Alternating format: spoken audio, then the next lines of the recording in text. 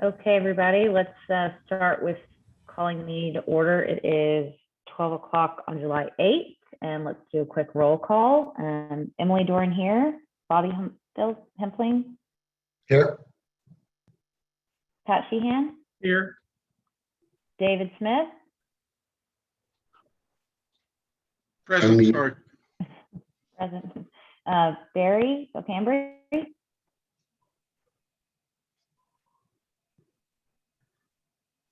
he's here.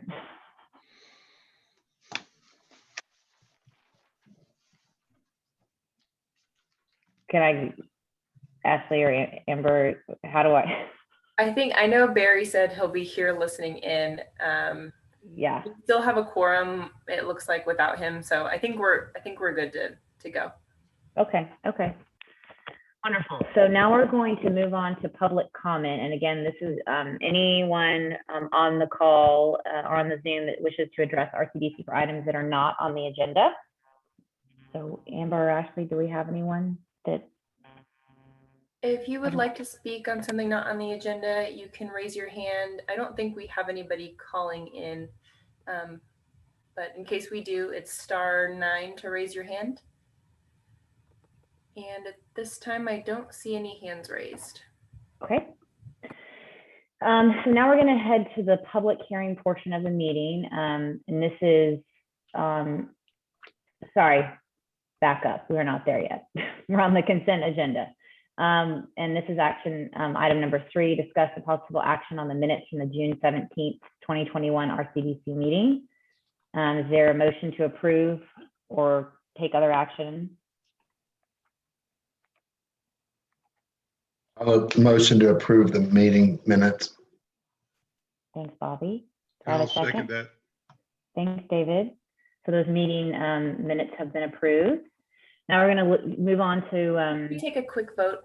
Sorry. Oh, I'm sorry. Yes, forgive me. Thank you. So Emily Doran approved. Pat Sheehan. Approved. David Smith. Approved. Bobby. Approve. We are approved. Thank you, Ashley Neighbor, for keeping me on track. This is my second time to run the meeting, so I'm getting there. Barry also, I'll approve. Oh, Barry, thanks, Barry.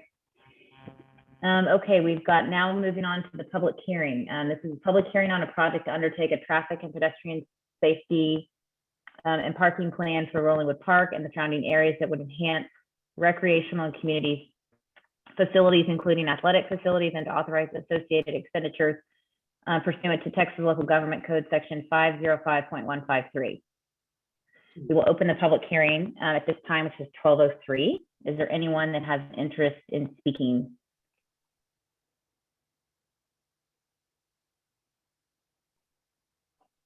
I don't see anybody. Amber or Ashley, I don't know if you can see anything different than me. I do not see any hands raised. Okay, so we will close the public hearing. Again, it is 12:03. That was a quick one. Is there any more discussion, or do we have a motion to approve? I'll motion to approve the traffic study hearing, or traffic study, excuse me. Thanks, Bobby. Have a second? Second, Pat Sheehan. Thanks, Pat. Okay, so we'll do a full vote of everybody. Emily Doran approved. Pat Sheehan. Can I interrupt and ask a quick question? Yes. Sorry. Have we, I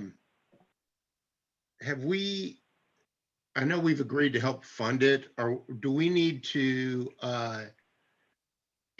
set a budget for that up to a certain amount, or can we just leave it open-ended until we get basically bids back from prospective consultants? Megan, go ahead and hop in if you think I'm on the right or not on the right track. But our plan is to get this to council. For these projects, they need to go to council for 2 hearings. So after the first hearing, if it sounds like council is also, leaning towards approval, we were planning to get a quote from our engineers together to use before the final approval. Yeah, that's great. Okay, I just want to make sure that good. Okay, and I don't think we need a motion on the public hearing. I'm not sure what that would be for. Okay, so we can move forward with that. So do we need to make a motion to forward this to council? Isn't that what Bobby did initially? And Pat seconded? Am I? I know it goes to council next. Megan, do we need a motion for that? Or if that's just the process, it goes to council next and we're okay? I mean, we can make a motion to basically forward to council a recommendation that RCDC funds part of the transportation study as an RCDC project. I thought we did that last board meeting. Okay, then good. Right, yeah. That was an and this- action item last board meeting. I'm sorry. Correct. Good. Just making sure. We just needed to hold a public hearing as well. In addition, both of those items will be listed on the resolution that's going forward to city council. Sorry. Awesome. Thanks for clearing that up and confirming that. Okay. So we're good to move forward with that, correct? Okay, cool. Okay. Now we have the irregular agenda. This is discussion and possible action on a recommendation to city council regarding an advised letter of intent for a ground lease in Rolling Park for Milk and Cookies. So I am opening it up for public comment. Is that correct, Ashley Nimber? Correct. Okay.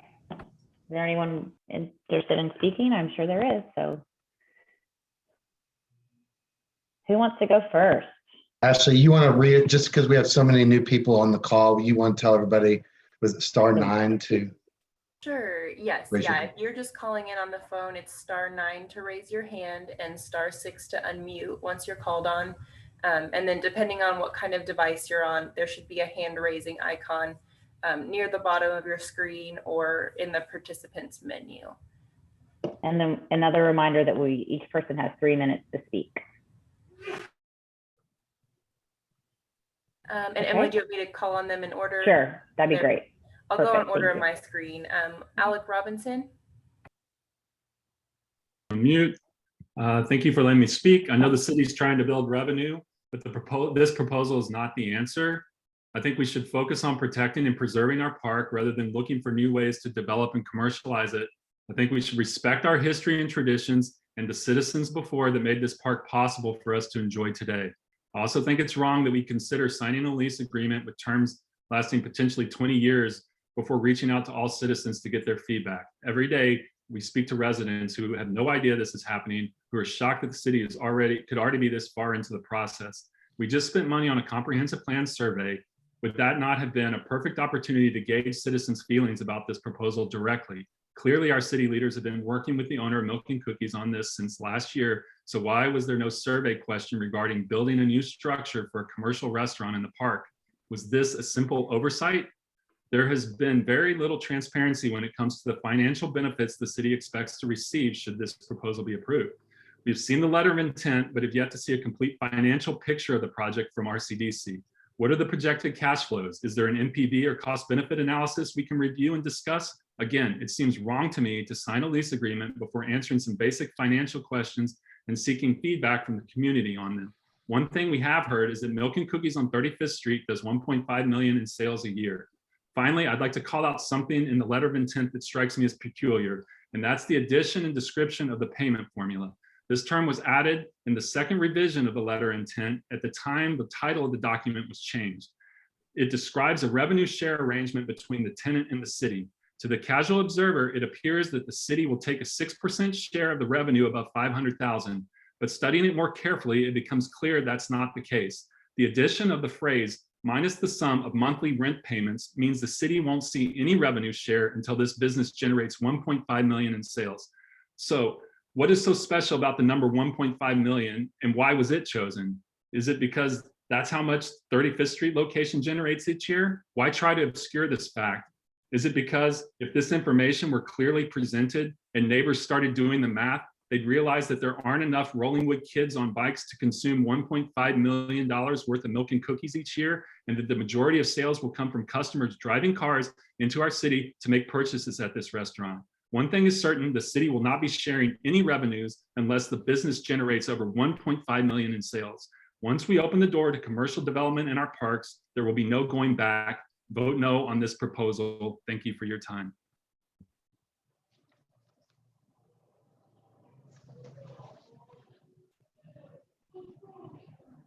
Do we have next? Yes, Brian Ryder. Brian, you're still on mute. You're on mute, Brian. Okay. I'm going to take a slightly different answer, slightly different tack, but do the same thing that Alec just did. This is a bad idea for the park. It'll generate a lot of traffic. It has to. It just simply doesn't make economic sense for the retailer unless there is a whole lot of drive-through traffic.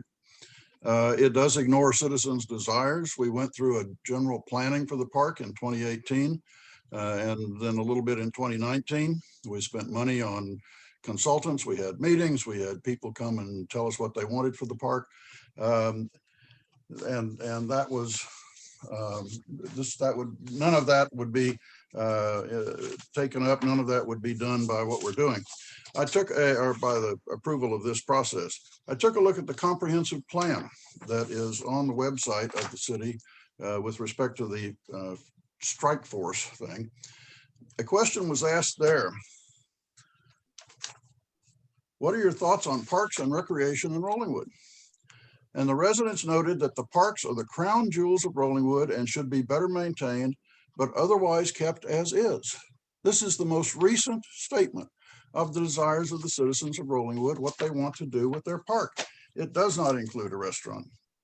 If we're doing money, if we're trying to raise money through this, I'm going to suggest that any rent we get will be offset by the depreciation and tax value of the homes across the street. And we will end up being net or maybe even negative. And then I still think, as a real estate lawyer, that the letter of intent is badly flawed. It continues to say it's triple net when the landlord is paying the insurance. I'm not sure how the taxes are going to be handled. Doing a lease to a private party of public property makes the property taxable, according to my understanding, and looking at the tax code section 1111. This is something our city attorney will have to look at. But if the lease does not specifically call for the payment of ad valorem taxes, which it addresses private property taxes, but not ad valorem taxes, then take a look at property code 93.12, which says that if a specific cost is not allocated to the tenant, the landlord bears it.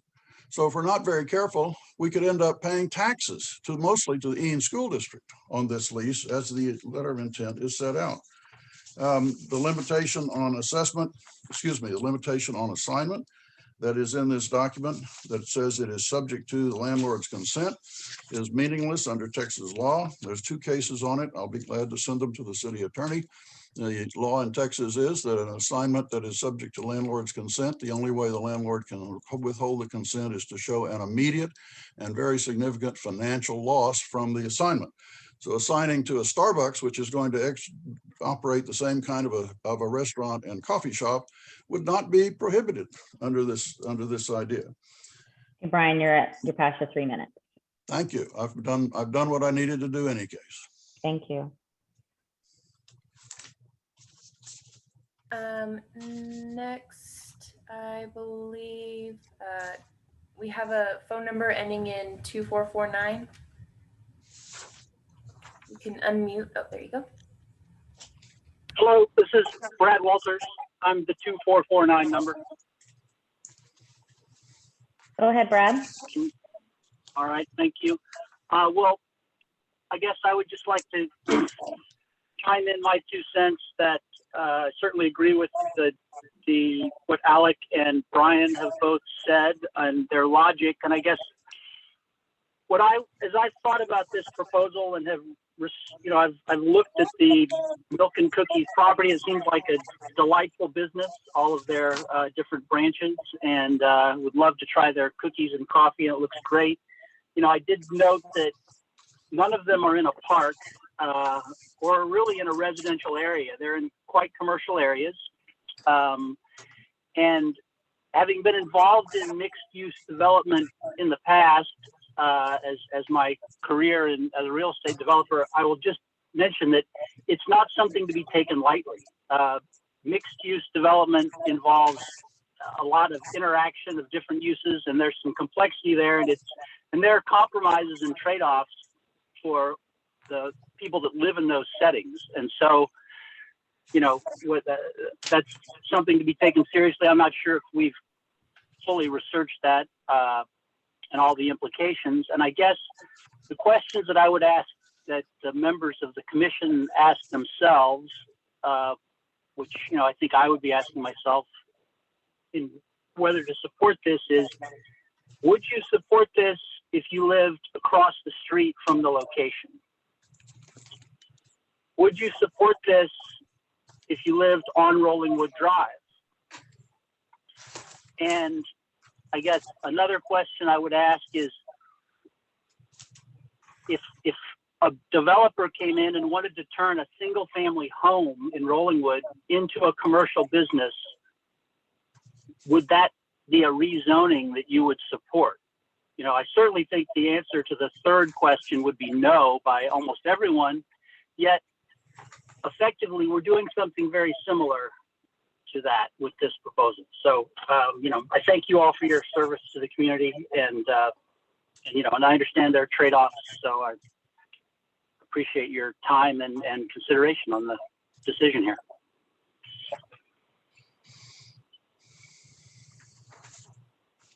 Thank you. Next, we have Kendall Robinson. Hello. I'm Kendall Robinson, 4818 Rollingwood Drive, Alec's wife. I would like you guys, as you sit, just to imagine sitting in your home or your office and think about this business going across, next, or behind your home and how it would affect your impact on the quality of your life. When you think about this, are you as excited? I could speak about this for hours, but here are a few of my concerns. This business could bring in potentially 75,000 cars annually. Ask yourself, how would this help when the city is currently addressing issues concerned with traffic, safety, and crime? If you open this door, what will stop the next venture? We need to protect the small green space that we have. What we all have in common is we all love our neighborhood. We need to focus on preserving our park space and growing our commercial space. Milk and cookies would be exciting in our current commercial space and would be extremely beneficial for our local businesses. Our family has been pulled in so many directions because our city is putting a restaurant in our park when it absolutely belongs in commercial space. People in our neighborhood can't believe you are actually entertaining such a proposal. This has caused our family and others tremendous stress. Please focus your energy. Please focus your energy on our commercial space. Thank you for all that you're doing, and please consider my comments.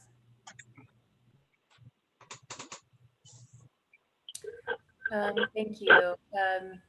We have Will Petty. Hi, thank you very much.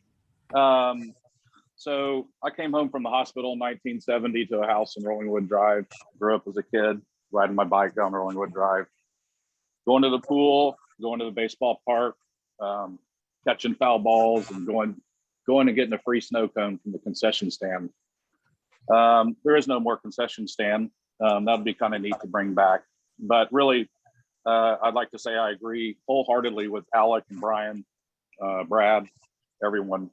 Rollingwood Drive is just not the place for a commercial business. It's a neighborhood.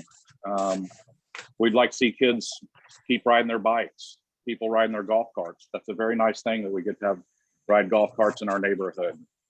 The commercial business comes along, I'm afraid there's going to be more traffic. There's going to be tons more traffic. Some of the liberties we have now will start to go away. We don't need more cars on Rollingwood Drive. Businesses for Rollingwood, yes, that's great. We need more revenue. That's for Bee Caves Road and other areas. And so that's really it. And also, I would like to say that I just discovered this issue, which was kind of alarming to me.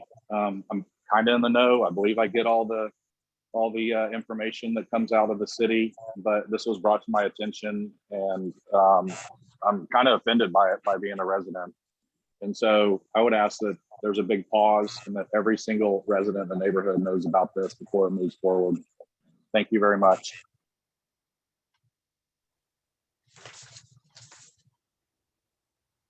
Thank you. We have Tushar. Hi, thank you. My name is Tushar Shah, and I live at 4824 Rollingwood Drive. So arguably one of those most impacted by this consideration. I share all of the views shared so far in this meeting, and a couple of others that I would like to bring. I view the park as a respite for our neighbors, our children, without the need for commercialization that's happening around us in a very quick way in our city. There's appropriate place for the commercialization. I am deeply worried about the traffic we see in our neighborhood. And, frankly, I am worried that it's only a matter of time where we have something tragic occur. And I think this type of business with the expected traffic that would come along with it would only accelerate that potential tragic issue. So in brief, I would like to state my strong opposition to this proposal. And I appreciate the opportunity to speak, and I appreciate the board's service to our community. Thank you.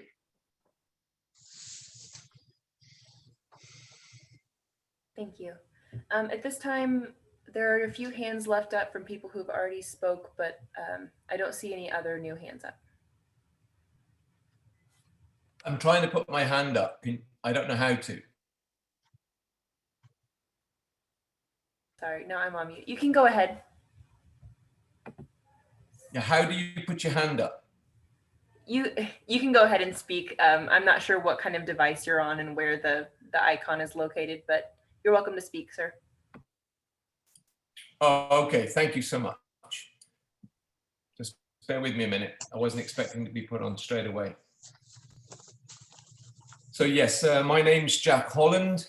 I live on Park Hills Drive, and I'm calling in to express my opposition to putting a milk and cookies cafe in our park. To me, first and foremost, Rollingwood is a single family residential neighborhood. Yes, of sure, it has a commercial zone, but that's clearly separate from the residences. And it's worked successfully that way for years. We don't have tower blocks here. We don't have condos, apartments. We don't have fourplexes, triplexes. We don't even have duplexes. We just have single family residential homes. And people who buy here do so knowing this. And here's the thing, they trust that their residential zoning will be protected. It's one of the biggest reasons why our neighborhood is unique and desirable. So if one day somebody told me that the RCDC and the council had agreed to build a cafe directly across the street from my house, yeah, I would feel angry and betrayed. This proposal threatens the residential zoning rights that all residents who choose to live here enjoy. And it doesn't matter if it's 100 homes or just one home that's affected. The point's the same. People do not want to live directly across the street from a cafe. And to those people who say they support this idea, I've got a suggestion for you. How about you volunteer to have a food truck, park on the street outside your house and open up for business 13 hours a day, 7 days a week. And after 6 months, you let us know how that's working out for you. But if you're not willing to do that, then you have no business forcing that on somebody else. The RCDC and the City Council should be protecting every householder's right to enjoy their home, with all the benefits that living in a residential neighborhood brings. Instead, by putting forward this proposal, you appear ready and willing to sacrifice the rights of those most negatively impacted. And I wish I could say this was an isolated incident, but it isn't. Over the last 18 months, many other Rollingwood residents have had their residential surroundings threatened. First, it was a rehab centre on Vale, then a police station on Vale, then 800 apartments behind Timberline, and now it's a cafe on Rollingwood Drive. In every instance, these proposals have met with large, loud, organised opposition. The message is clear if you will only listen.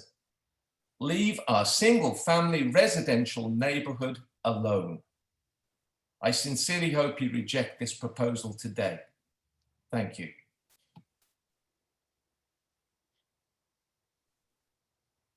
Thank you. Next, we have phone number ending in 4487.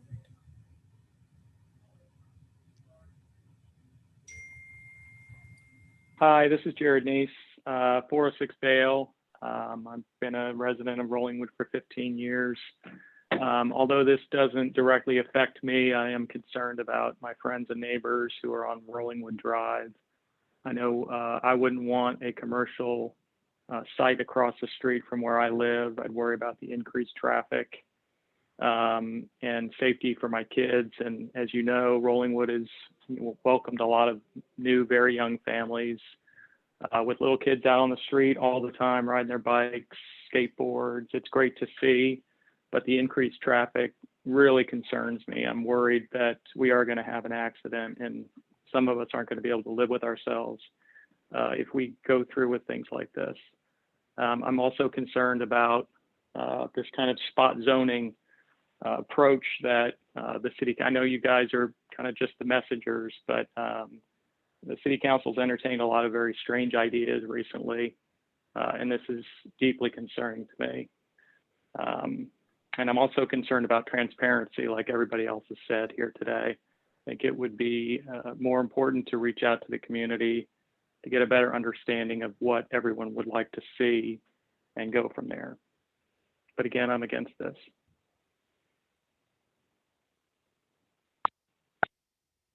Thank you. Next, Danny.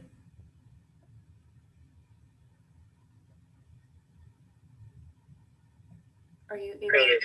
Hello, can you hear me? We can hear you. Hey, Danny Waters, my wife, Mikkel, we live at 4811 Timberline.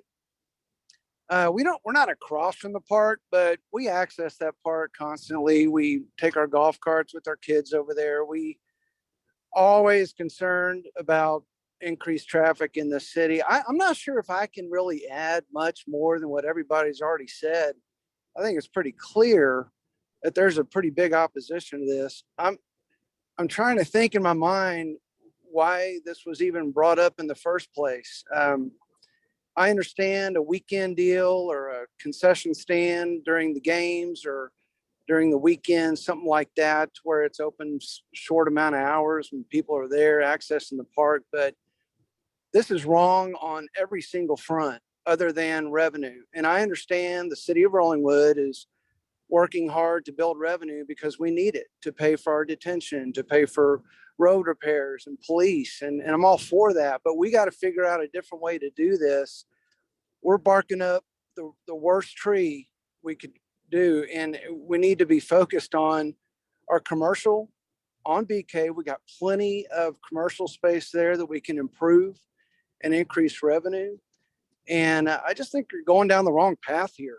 I don't know if anybody's answering questions on this or if this is just a blanket statement from everybody, but I'm curious as to why we didn't receive any type of written notification that this was happening, and so that people can really be notified. This is a big deal, putting something like this in our park.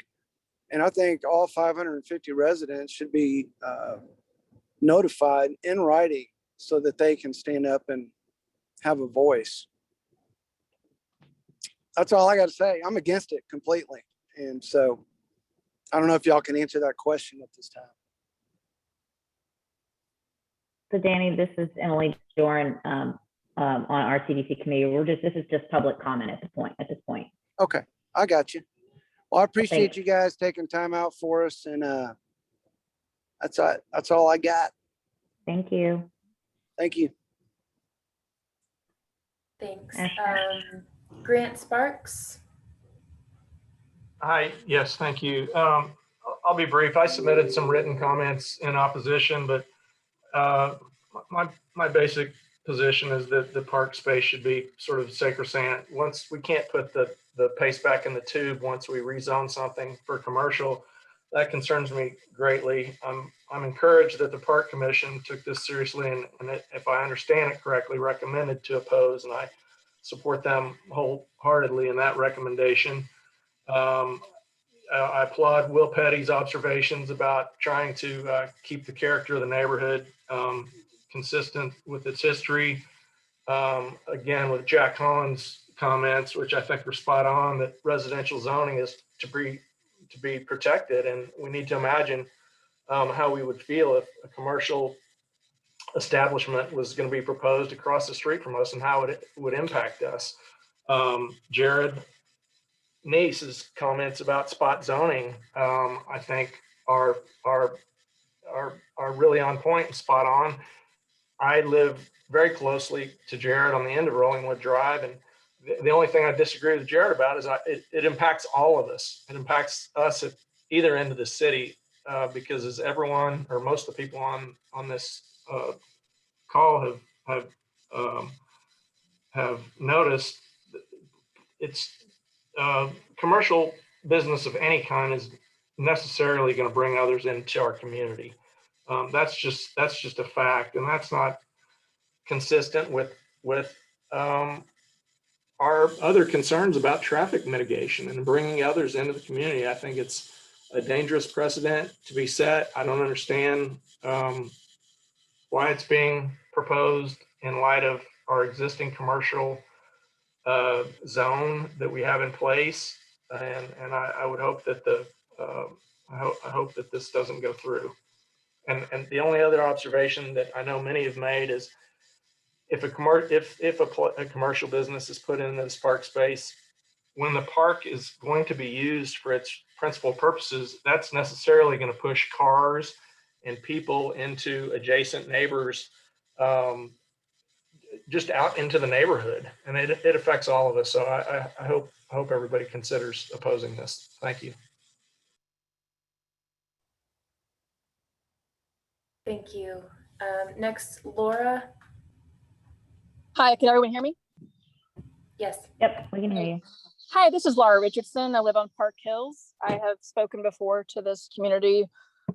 First, I want to thank you for your time and your service, but like so many others, completely oppose this idea.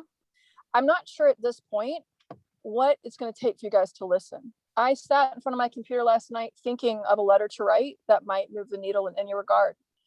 I'll be honest, I don't feel like you are listening.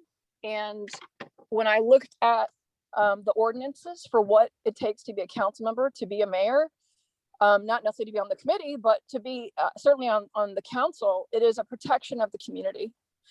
I have personally spent hours of my time when I should be working or maybe enjoying my summer to counteract something that has come out of basically nowhere, that to others have mentioned not been transparent, which feels like it's yet one more thing we have to go chase our tails about. We have 100 people lined up and ready to go, whether that's a petition, whether it's signs. You know, I just don't know what it's going to take to get you guys to listen, to really listen to the community for whom you represent. I don't know what it's going to take, and maybe it's a lawsuit. I just don't know anymore, but that's kind of where we're ready to go, because I don't feel like you listen to anything else. I'm just going to be super honest about it. Really, again, appreciate your time, but if you won't listen to a petition, again, we're ready to go. You won't listen to signs, we're ready to go. Do you tell us what it's going to take? Seriously, is it another survey? What is it? Because none of this makes sense. Not in the master plan. We have the lowest lease in the baseball fields of the entire city. You could have gone after a higher lease than that. Y'all didn't. Guess what? We have Shapiro and Shapiro. They know each other. I understand it probably wasn't personal, right? But when you have the brother and the head of the Westlake League, and you've got him also another brother on the council, and we have the lowest lease in the city, guys, we could have done things smarter all around. This is not the thing to do. Again, tell us what we need to do to get you guys to back down, because I'm serious. 100 households are not interested right now, and we're going to get more. That's just in the last 48 hours. So again, please tell us. Thank you so much. Next, we have Jamil Alam. Hear me? Yep. Hi. I'm probably not going to be very popular on this call. But I'm just going to address a few topics. I am in support of the idea. I'm at least in support of pursuing it enough to go get more information. But we would love to see a more walkable community with amenities. I'd love to see the park establish a permanent funding source. There's been, I think, a lot of conversation about traffic, and I could spend some time on the topic, but I think, as opposed to throwing the baby out with the bathwater, if people's real concern is traffic, then let's go get a traffic study done. I suspect what you will find is that there's an awful lot of traffic driving up Rollingwood Drive, going to Starbucks, Trianon, Summer Moon. And a lot of those trips would get reduced, and you'd convert a lot of vehicular trips to foot traffic. There's already a good amount of bike traffic. This concept, I think, has been categorized as sort of this large commercial enterprise, and I'm specifically addressing some of the zoning comments. This is not a new concept.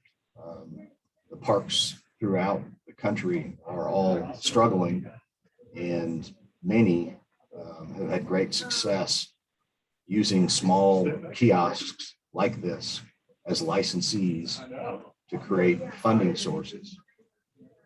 City of Austin fought this for years and has just put one in Republic Park downtown. Unfortunately, it opened straight into a pandemic, but to use a similar sized operation as a funding source for Republic Park. I certainly am friends with some of the folks that live across the street. And I used to live across the street. If I still lived there, I would still support it. But we've moved a few blocks away. But I think that this is going to be, if it were to happen, a great community asset. It would be a gathering place, and it would help activate the park and create a funding source. And so I'm in support of it, and I hope that people will at least remain open-minded enough to allow the proposal to take another step before we sort of kill it early. Thank you.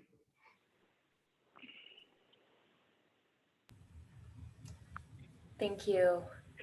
Next, we have Susanna Murray. Pound 6. Hi, thank y'all. Can y'all hear me? Yes. Yep, we can hear you. Go ahead. Follow the pound 6 direction. Thank y'all for your service, and thank you for having us today. I would ask y'all to please vote no on this proposal. I love Milk and Cookies. I visit there very frequently. I love the idea of it in our neighborhood. I just like the idea of it in our existing commercial spaces. We also love the park in our family. We go there very frequently, probably 4 days a week. So I would like to see that preserved, and I would like for y'all to please hear us on that. I would also say that I reiterate what others are saying, that our community is not aware of this, and that feels not great. I spoke to 3 people on our street on Timberline Drive yesterday that had no idea that this was occurring. And there's something that just feels very wrong about this when we're rezoning what our neighborhood looks like. Again, I think that we should consider where this is going to go, the slippery slope of if we rezone one space to be commercial, what that looks like. So I think that my biggest concerns are parking in and around the park. It's already a problem at the peak times of the year, baseball season, swim season. And like I said, I visit the Milk and Cookies over on 35th Street very often. And it's adorable to see the kids coming up on their bikes and getting their tiny little milks and their little lemonades and their iced cookies. And I couldn't say enough great things about Milk and Cookies or Tiny Boxwoods, but I get belong to the park. And so we really need to consider what it looks like. And if anybody who is for it would go just sit there and look at it, you can see how much traffic is driving up to it in a day. And think about that sitting in the middle of our park or across the street where we don't have the parking designated for it. Or swim season. So thank you for your time, and please vote no on this proposal.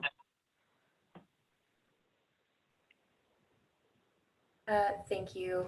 We have Terry Von Dolan. Hi, my name is Terry Von Dolan, and we are the construction project at 3200 Park Hills on the corner of Park Hills and Nixon. And we just learned about this late last night. I'm kind of surprised at the lack of transparency that the residents and property owners are not aware of it.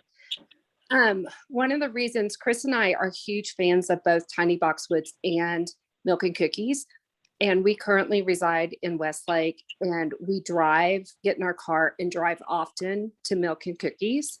The traffic in that little parking lot can often be very congested getting in and out.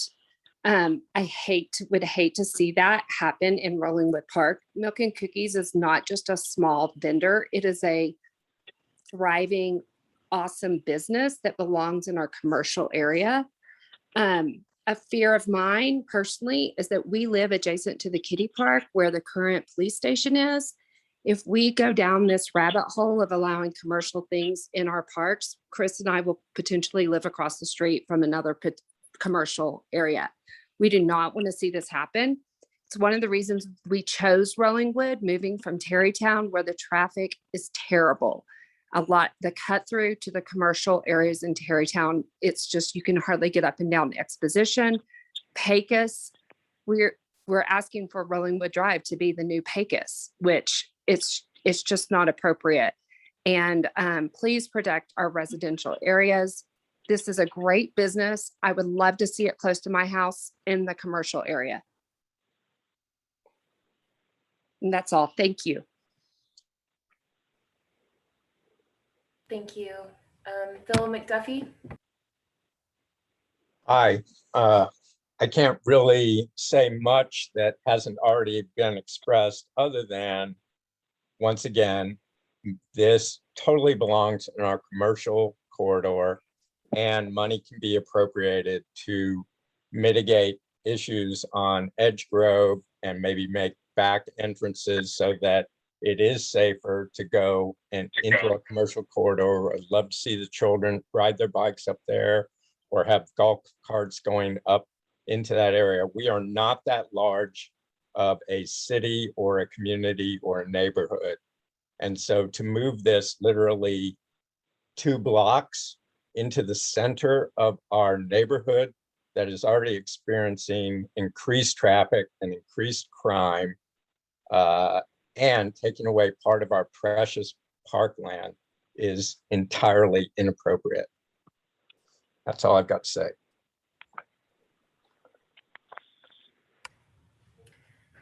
Thank you. Next, we have Diana. Hi, I'm Diana Wallace. I live on Rollingwood Drive. I wanted to thank you all for your service. I can't begin to tell you how strongly I oppose the very idea of commercializing our park, of bringing a come and go restaurant into our location. As far as doing a traffic study, and I can save you a fortune. I live on Rollingwood Drive. It's a semi-blind curve. You can come and sit in my driveway and watch the way the traffic speeds by both ways. It's so bad, I've even invited the cop cars to come and sit in my driveway and catch people as they're speeding along. and this is just blocks from the park. So the very idea of adding additional traffic, and yet we're still talking about safety and the like, we're going to great measures to ease things up on the north side so there is less traffic coming in, and yet on the south side we're inviting even more. And then I go back to the very idea that the commercial coming into the park is sacred. It's sacred ground. It's green. That's what makes Rollingwood so special, is our park. And I'm sorry to go back to the repetitious, they paved paradise and put in a parking lot. That's exactly what this plan is about. And the transparency, that's a whole other ballgame. That's something we've had to consistently face on multiple fronts. We get last moment notification that something extraordinary is happening that immediately impacts us, and we just find out about it. All of a sudden, somebody knew, a whole bunch of people knew, but it seems like it's the same people that need to know that don't get to know. So there's a lot about this that just really needs to be sorted because it's not appropriate on any level. Thank you. Thank you. John Hinton.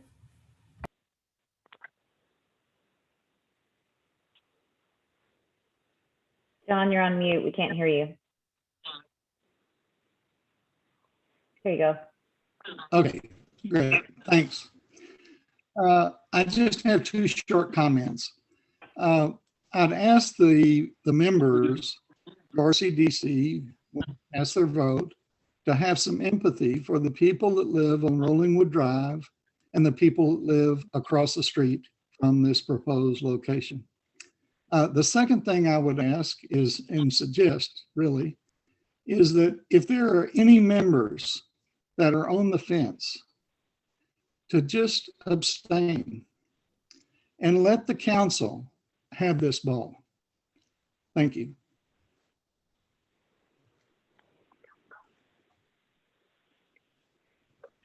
At this time, I do not see any new hands raised.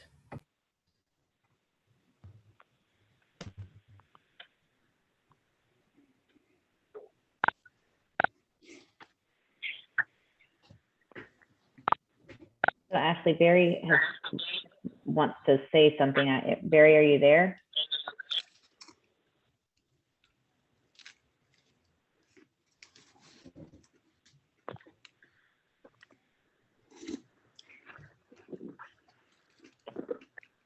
Okay. Okay. Well, if we have Hello? no further, oh, Barry? This is not Barry. Can you hear me? Mr. Butler? Yes. Yes, this is Jeff Butler, and I don't want to even take 3 minutes. I sent you a 2-page letter last night, and I want to thank Ashley for sending it to you and express the long list of my concerns, and you've heard them before, but I did want to add one thing. A conservative number based on the very real annual sales says 150 cars would be pulling into the park and pulling out of the park. That's just car traffic, not walk-up traffic. 150 cars, and that's every day of the year. And there simply is not and could never be enough parking to accommodate this business. I've been over there a number of times. I really wish you would just simply I sent you an open records request on the 25th, and it was acknowledged on the 28th, so today's 10 days. You have the annual sales report. I've requested it. I haven't received it, but I did request it 10 days ago. Look at the annual sales, divide it by 365, all the days in the year, and then just look at the numbers and divide that by 13 hours a day. This park simply cannot accommodate the traffic. It's unsafe for people who use the park. They have to cross the walking trail, then walk back across the entry drive to even make a purchase. This is a really bad location, and it's going to end up looking like Stratford Drive next to Zilker Park. It really will on a Saturday morning, every day of the year. It's not just those that live across from the park. It's everyone that uses Rollingwood Drive. You can rename Rollingwood Drive and call it Commercial Drive, because they'll be driving from Zilker Park, the overflow crowd from getting coffee from Zilker Park. We're going to become a mess. Think about a car that pulls into the park to make a purchase and the parking lot's full. Are they going to back out of the park onto Rollingwood Drive? Someone is going to get hurt. And I'm concerned about the children who walk from the pool every day, the kids who ride bikes every day. Thank you for letting me share, but I have serious concerns about just look at the numbers. Why won't you do that? Why won't you today just acknowledge the numbers? By the way, your meeting day is not posted, so you can even tell you're talking about a commercial park, food service. But just look at the numbers. What are the annual sales? Divide that by 365, and you'll see the daily number times 70%, which is car traffic. You'll see the park can't accommodate this. If you look at the numbers honestly, you'll realize this is a really dangerous situation. You're going to have a traffic mess, and someone is going to be injured, I believe. Thank you for letting me speak. And again, I'm going to thank all those who called in and expressed concerns. Thank you.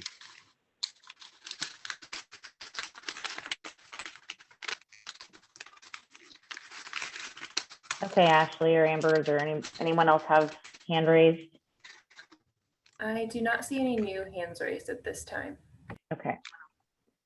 So now that we've had discussion, or excuse me, we've had public comment, we have a call for a vote to, or do we need a motion? Forgive me. Yeah, just discussion among the board or any action. Okay. So is there any discussion amongst the board members, or are we going to move to action? Here would be my comment, just as we're talking about these things, and I am in favor of milk and cookies. I do think that we need some more discussion around traffic counts. Well, I think there's a lot of hyperbole to some of the comments. I do think that it's worth looking at the traffic. You know, one of the things that I don't know that I've seen is, have we asked them for a ticket count? You know, when you talk about 1.5 million, is that 75,000 transactions as we're hearing, or is it, you know, another number because there's big ones?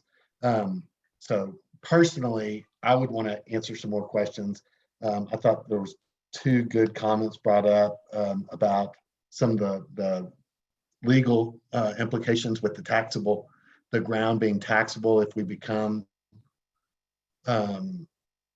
if we put a milk and cookies on there, and I just don't know the answer to that. You know, I would love just to hear personally what the comments around the mixed use development, you know, what that becomes. So I personally would not want to vote yes or no right now on it. And again, I'm coming from a perspective of wanting it because I like the idea of having a walkable milk and cookies close to where the kids can do it. All this talk about having it on the commercial side is great and wonderful unless you have young kids that they can't walk across bee caves, or, you know, we're worried about our kids walking to milk and cookies on Rollingwood Drive. What's it like walking across bee caves?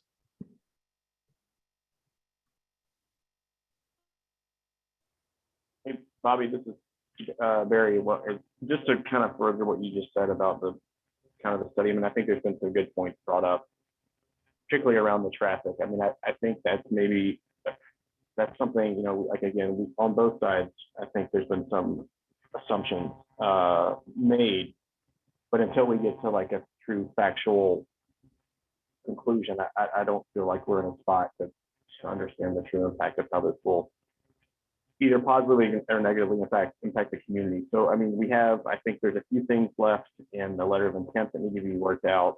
I do think our next step is, from an RCDC standpoint, is to do, like, I don't know if this is the right term, but an impact study. I would like to see us maybe do both on this, but then, you know, there was a valid point, and this could be a separate project, but how do we get commercially, because it makes the commercial side better. This is probably a second project, but how do we, what can we do from RCD standpoint to make getting from our neighborhood area to the commercial corridor safe and easy? Because ultimately we'll be, even if we're using the park at one point, like if it becomes in the park, the corridor is where the growth will come from. So how do we make that growth accelerate by using the population at hand that sits within the Rollingwood kind of residential area? So that's maybe two different points there, but I do think we need to have some additional information about this traffic piece done and then presented to the community as such. And then the final piece here is there's been a few comments about lack of transparency where this coming out of nowhere. We've been discussing this in RCDC now for over a year. And it's been posted every time. So I do want to point out, I mean, that is the communication mechanism within RCDC is these hearings.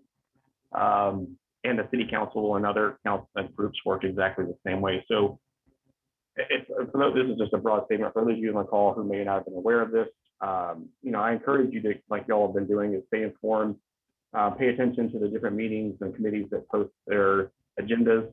If you see something on there that might be of interest, reach out to anyone on the committee or in the city itself and try to understand better what the discussion is about, and maybe if you need to participate. Ultimately, that's the goal of all of this, and it is supposed to be transparent. So I encourage y'all to keep doing this. Obviously, someone's heard about it because we've had 20 to 30 people per time speak, and that's not a slight. I'm just saying that the information is getting out there. So I would just encourage everyone to keep paying attention to the City of Rollingwood website. I mean, that's where all the data gets posted. That's just a general comment.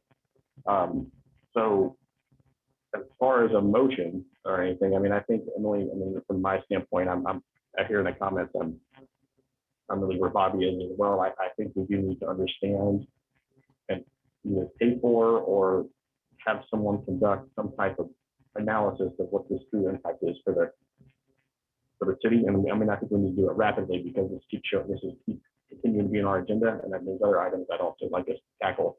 So I think that's where I'm at as well. Is let's just put this to bed one way or another as far as from the traffic, the volume, the noise, and all of that, and we can have not a final discussion, but a truly educated discussion from both sides about this. So I don't know what that looks like, Ashley and Amber, what that project is for us, but I don't know if it's called an impact study or what, but that's what we really need to get to in my mind, instead of just dealing with emotion or assumption on either side. I just want to deal with the actual facts. Sorry, Barry, and I've been having a hard time if it's cutting in and out.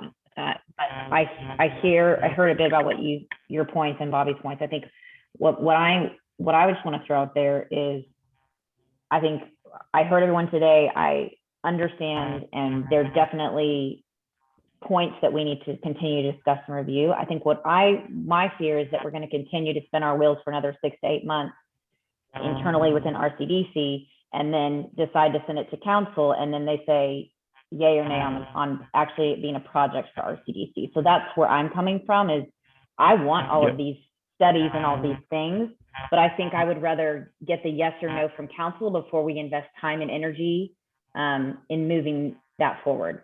Does that make sense? It only becomes but it only becomes a project if we have dollar allocations. If we don't have any dollars allocated, then there is no project.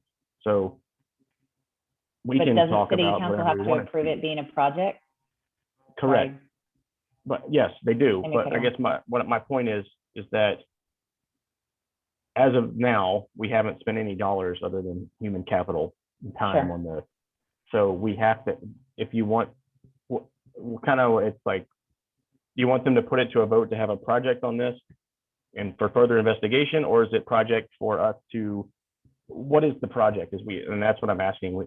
I'm trying to clarify. Okay. Is the project in exploratory or like fact gathering or a presentation, if you will, like an impact study, or is the project something more where we, there's a subsidy or something? Like, what is the actual? And David has his hand raised. You just can't see. So David, you want to speak? Yeah, I wanted to kind of get that out there. And I do have a proposed motion I'll get to, but I think this is now our third RCDC meeting where we've had a public hearing on this. Yep. And I feel like we've listened to some things and tried to make some tweaks and some changes and some adjustments. And I think, I feel like at this point in time, I think it's ready to go to council for consideration as a RCDC project. And because the council ultimately has to authorize it, just like the council's going to ultimately have to authorize whatever sort of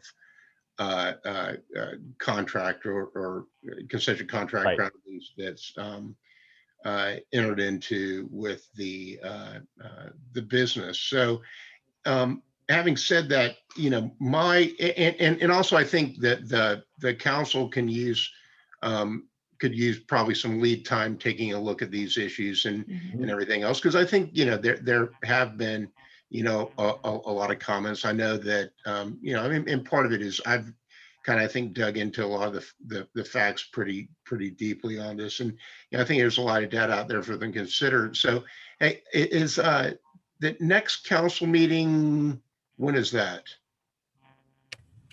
That is on Wednesday, July 21st. Okay, so pretty quick. So August, this would be something they would need to discuss in August, July. Yeah, I think it makes sense. But I want to understand what the project is, David. That's what I'm asking. Like, what do we envision the project being? And here's kind of what my proposal is. Well, because I think a lot of I think we know what the project is, but some of these other details are basically going to come out in the some of the on the ground negotiations, et cetera. So here's my motion. My motion is to forward this to the city council to approve this as an RCDC project with the recommendation that the RCDC pays for legal and professional services associated with representing the city to determine market rate, traffic, and negotiate the ground lease and concessions contract with Milk and Cookies. So the only thing I just want to clear up something there. That we don't have any authority to actually approve or execute the lease. That still goes through an entire city process. That's correct. So what we're trying to do is actually just gather the information from a legal and professional standpoint to present to council on whether or not they would want to entertain a decision on what is being proposed. Right. Correct? Well, I think we would be forwarding it to under my motion. We'd be sending it to the city council for approval for them as this RCDC project. RCDC would pay for legal and professional services associated with determining market rate, traffic impact analysis, and negotiating the terms of a lease. Such lease would be subject to council approval. And the overall project itself. I mean, something could change. Correct. That's all I'm saying. It's not. Yeah. I want to clarify. This is not. I guess I'm trying to clarify both with Ashley and Amber and anyone else who wants to chime in here. This is not us approving Milk and Cookies. This is us providing essentially a study to council in addition to an agreement for them then to review, go through this process again and say yay or nay. Is that correct? Well, they have to make an RCDC project and approve it being an RCDC project. Correct. Spend the funds. So yes, we send this forward, they approve the project, we go and do our work, and then what I'm saying is we deliver that back to council, and then they will then need to go through a hearing process after that. That is a Megan question. I'm going to refer to Megan. My understanding is that basically the council would have to formally adopt whatever concessions contract lease agreements approved, right? You're on Right. mute, Megan. It's the city's property. Okay. But yes, so Right. if you want to identify if you want to make a motion identifying components of this project that the RCDC is willing to participate in, that would still require there to be those formalized written agreements. Right. But that can be made, I guess you can make that recommendation, or you can make that motion and see if it passes to move that forward to council. But council still has to, regardless even if we come back with this, council still has to can still make recommendations and changes to whatever we come up with. Mhm. Correct? Correct. So in effect, are we testing the waters of the city council to find out if they're even going to approve this before we go spend a bunch of money? Because that's what I'm worried about is we go spend all the RCDC money just to turn around and have the city council go, great job. Nobody wants it. Right. That's exactly, Bobby. That's 100% right, Bobby. And basically also it's really in order for us to expend funds and make this an RCDC project, we really need to get council approval. So it's really both of those reasons process wise. We need to make the motion to send it to the council for them to approve it as RCDC project. So then we can expend funds to get this thing, fully fleshed out and queued up for their ultimate approval or not. And this is also kind of a status check with them to see, kind of as a council level, get some direction from them as well. So and I think if I'm hearing this correct as well, go ahead, Bobby. Well, my other point is that once this proposal went to the city council, then that would give a chance for all of the people who are worried about the transparency of this, or to the 100 signatures, they could take that to the city council and let the city council listen and vote based on input from the citizens. Because right now we're not voting to do the park, we're voting whether or not just to send it to the council.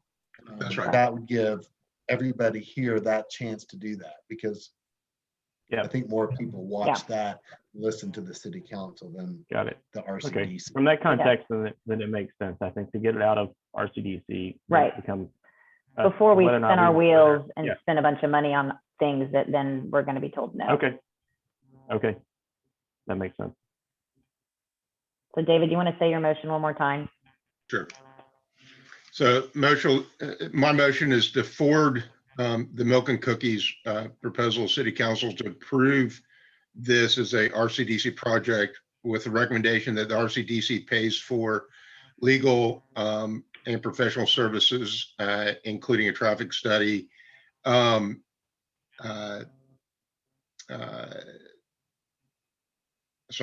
for legal professional services associated with representing the city to determine market rate and negotiate a ground lease and concession contract with Milk and Cookies.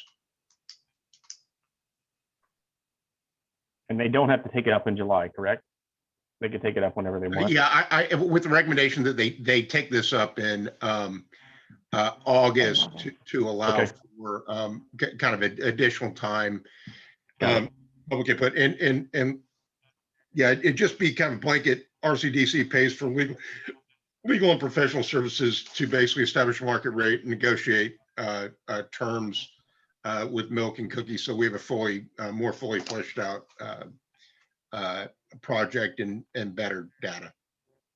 Okay. And then at that point, does that mean that this project, that we're pretty much done with this project unless city council comes back and says, hey, we love the idea, we want you to continue with the traffic study in the fund? Yep.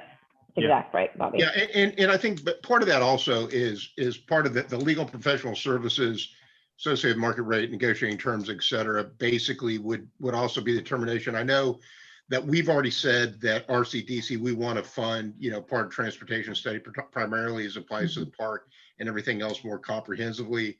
As part of the negotiations on this type of contract, a lot of times I don't want to predetermine whether the city is going to pay for traffic study associated with Milk and Cookies or the tenant prospective tenant concessionaire might. So I kind of want to leave that a little bit open.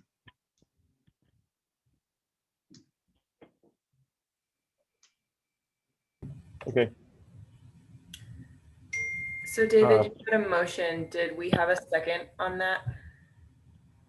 Emily seconds the motion. So now we need to go through and all vote, correct? Okay. Correct. And also wanted to let y'all know that Becky Kittleman joined. So we'll call on her for the vote as well. Okay, great. Okay, Barry, you want to vote?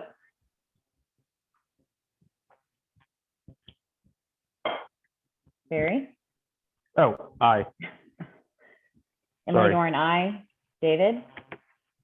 Aye. Bobby? Aye. Pat Sheehan? No. Becky, excuse me. Oh, are you on mute, Becky? We can't hear Yes. you. No, I vote no. Did you hear me?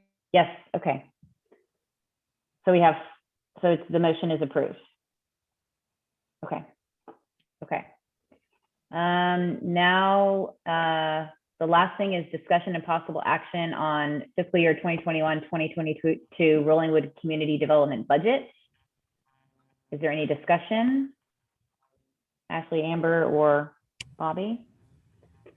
I'll start it off, and then Bobby, feel free to jump in. We put the same sheets in the packet that were there last month.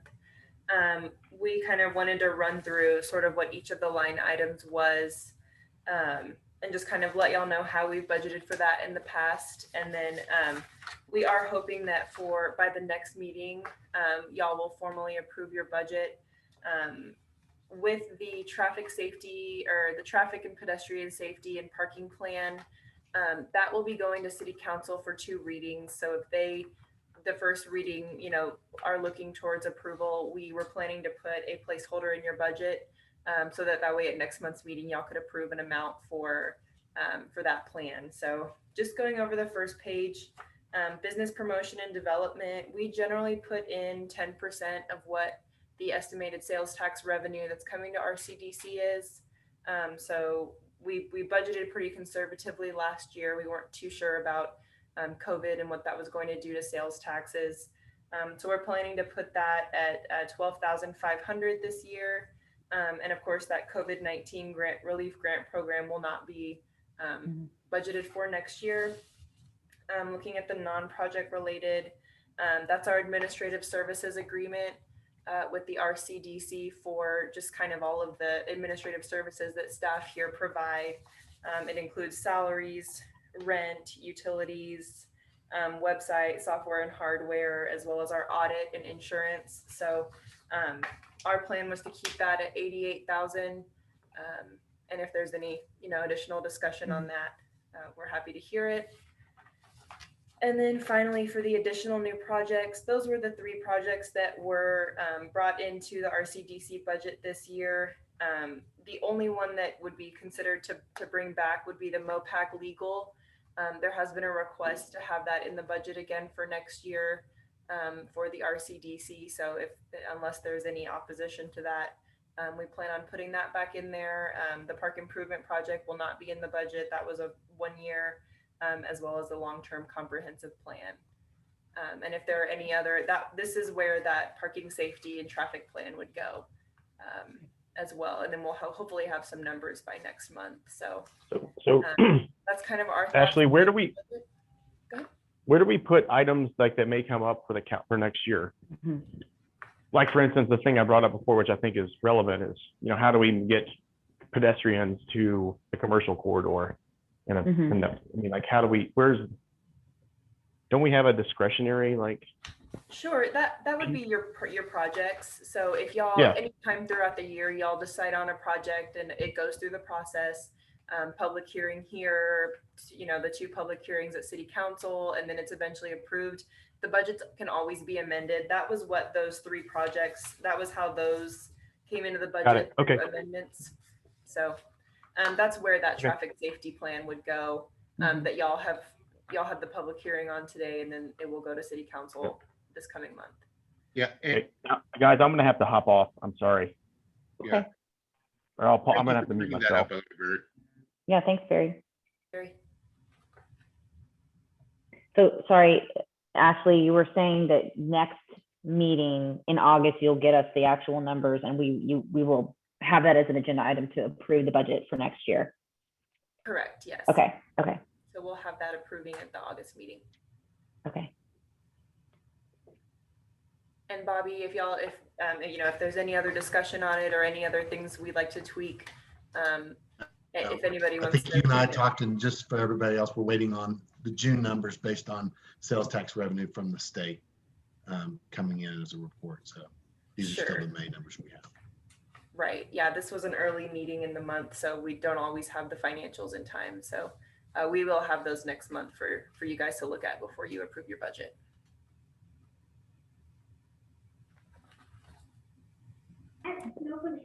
I think that's all we have on budget, unless y'all have anything else. Okay, so we'll put that on the next agenda, the August agenda. Okay. So one quick thing that I was just curious about is the next meeting. Are we going to consider doing an in-person meeting and moving back to the evening hours, or what has been decided upon that? I missed that on the city council. Sure. So council is in the process of discussing in-person, and or kind of a hybrid meeting solution. They did, currently the way we're holding meetings via Zoom is they waived a portion of the Open Meetings Act that allowed this during COVID.